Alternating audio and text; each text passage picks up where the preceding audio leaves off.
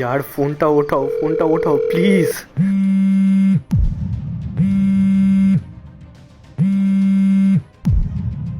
Hello. Hello hello hello hello Puja, please please please আমার ফোনটা কেটো না, প্লিজ প্লিজ আমার কথাটা শোনো। দেখো পূজা, আমি সত্যিই তোমাকে খুব ভালোবাসি। তুমি আমার সাথে এরকম কি করে করতে পারো? দেখো, তুমি যদি আমার সাথে এরকম করো তাহলে কিন্তু আমি অন্য কাউকে বিয়ে করে নেবো। হ্যাঁ তো করো, কে তোমাকে বারণ করেছে? তুমি যা ইচ্ছা তাই করো, আমার কিচ্ছু যায় আসে না। আর এতদিন যেটা আমি করছিলাম সেটা ভালোবাসার নাটক ছিল। ফোনটা রাখো, আর কল করবে না। হ্যাঁ হ্যালো। এত কিছুর পরেও তুমি এখনো ভাবছো যে আমি তোমাকে ভালোবাসি?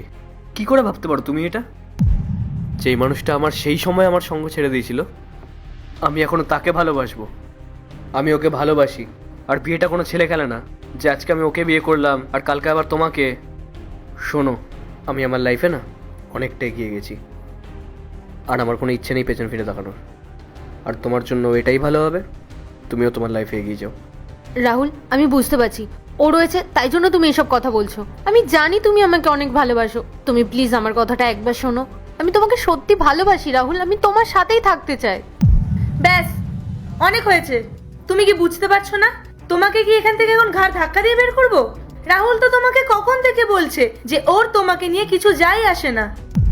রাহুল, তুমি ওকে এখনই চুপ করতে বলো। ও তোমার সামনে আমার সাথে এইভাবে কথা বলতে পারে না। ও ঠিকভাবেই কথা বলছে তোমার সাথে, আর তোমার জন্য এটাই ভালো হবে, চুপচাপ তুমি এখান থেকে চলে যাও। রাহুল, আমি তোমাকে শেষবারের মতো আবার জিজ্ঞাসা করছি। বেরিয়ে যাও এখান থেকে, আর নেক্সট টাইম থেকে উইদাউট এনি পারমিশন এখানে আসার চেষ্টাও করবে না। Get out. পস্তাতে হবে তোমাকে।